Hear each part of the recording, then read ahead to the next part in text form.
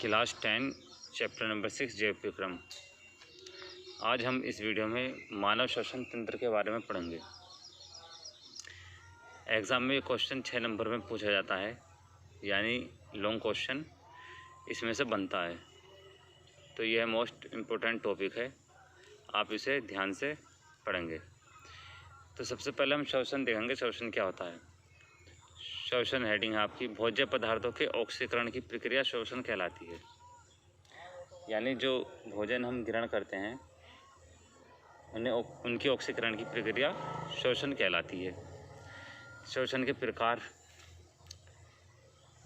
श्वसन के 3 मुख्य चरण होते हैं। नंबर 1 बाह्य श्वसन, प्राणी और वातावरण के बीच गैसों के आदान प्रदान बाह्य श्वसन कहलाता है। यानी सीधी सी ये बात है इसमें कि जो हम नाक द्वारा सांस लेते हैं, ऑक्सीजन लेते हैं और कार्बन डाइऑक्साइड छोड़ते हैं, तो क्रिया श्वसन कहलाती है।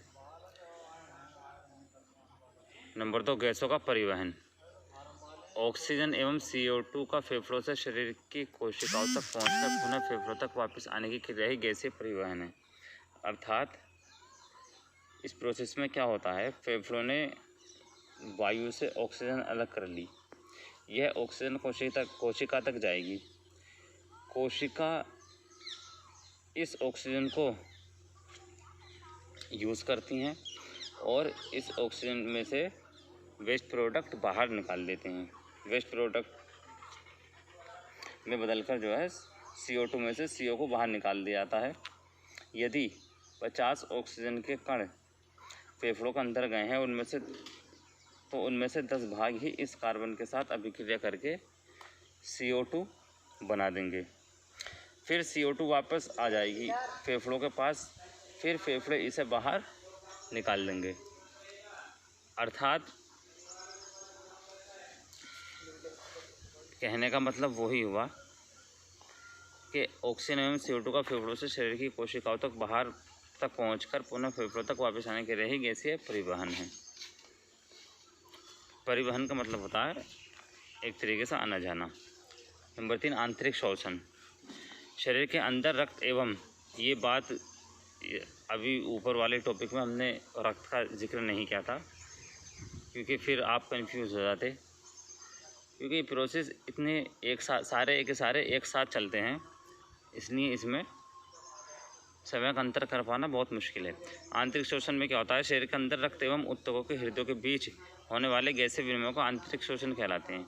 यानी जो ऑक्सीजन होती है वो ब्लड और प्लेटलेट्स में, यानी रक्त एवं ऊतकों में हृदय के बीच होने वाले गैसीय विनिमय के द्वारा होती है और इसे आंतरिक श्वसन कहते हैं।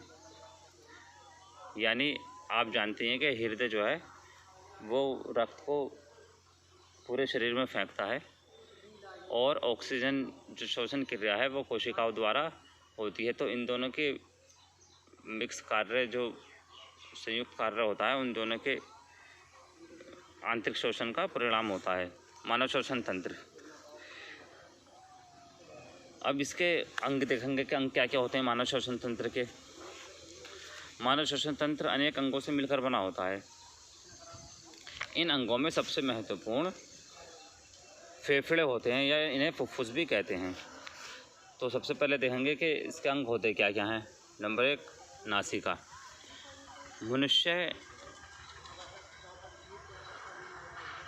मनुष्य नासिका मुंह के ठीक ऊपर स्थित होती है। यानी जो नाक होती है मनुष्य की, उसे ही नासिका बोलते हैं, और ये मुंह के ठीक, जिसे हम बोलते हैं, उसके ऊपर स्थित होती है। इसमें 2 गोलाकार छिद्र होते हैं, आप सब जानते ही हैं। नासिका बाह्य वातावरण से गैसों को शरीर के अंदर ले जाने का मार्ग होती है। जो हम ऑक्सीजन या अन्य गैसें श्वास द्वारा लेते हैं, वह उन्हें अंदर ले जाने का मार्ग होती है। नंबर 2 स्वर यंत्र। स्वर यंत्र को कंठ भी बोलते हैं। श्वसन मार्ग का वह भाग जो ग्रसनी को श्वास नली से जोड़ता है। क्या? श्वसन मार्ग का वह भाग जो ग्रसनी को श्वास नली से जोड़ता है, वह कंठ या स्वर यंत्र कहलाता है। यह नासिका श्वास नली के बारे में हम अभी नीचे पढ़ेंगे। यह नासिका के समान गैसों को शरीर के अंदर ले जाने व निकालने में सहायता करता है। जो नासिका का कार्य होता है गैसों को अंदर ले आना बाहर निकालना, ये उसमें सहायता करता है। कौन? स्वर यंत्र।